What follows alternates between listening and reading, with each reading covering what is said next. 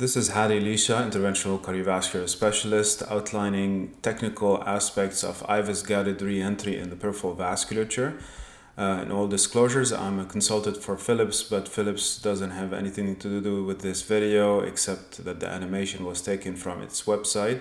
The goals of this video is for teaching purposes and to help the endovascular limb ischemia specialists acquire and master this skill, which is extremely important in complex cases where all other options have failed. As you see here, an 035 wire is usually advanced in the subintimal space after other options have not been successful. It's exchanged for an 014 wire, usually a supportive 014 wire.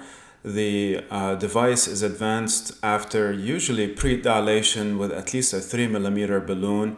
We don't want to be too aggressive with pre-dilation in order to minimize the dimensions of the intramural hematoma created by that. Then the intravascular ultrasound is used and the catheter is rotated with the notch at 12 o'clock facing the true lumen from the false lumen.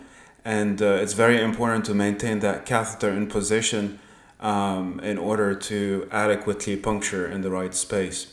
As you see, there are two thumb wheels here. The first one, the red one, is the one that determines the depth of the needle entry. And the second one is the thumb wheel that allows for firing the needle with a locking mechanism preceding that.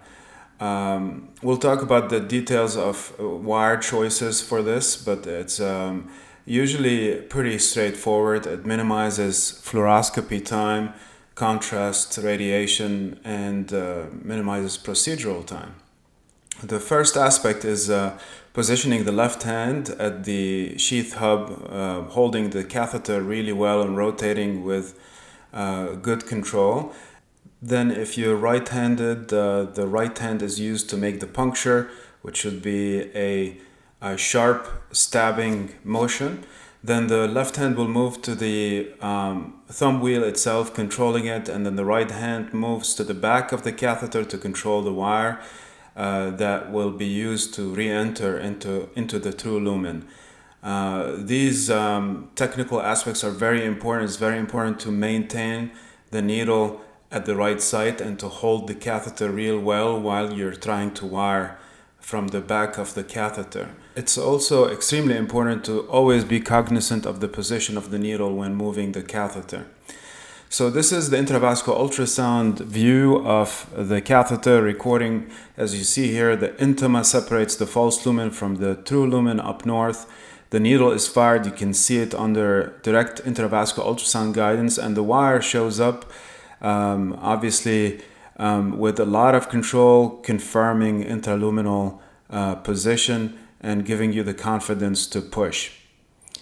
This is the fluoroscopic aspect of it with the subintimal and true luminal space. As you can see here, the wire in the first case passed very well. In the second case, I thought I would show a case where we struggled to re-enter, which is honestly pretty frequent. It's not as easy as the animation shows. There are a lot of three-dimensional aspects that should be taken into account in both intravascular ultrasound and fluoroscopic data combined in order to know where the needle is. And most of the time, the needle would have to be pulled back very gradually before rewiring is attempted.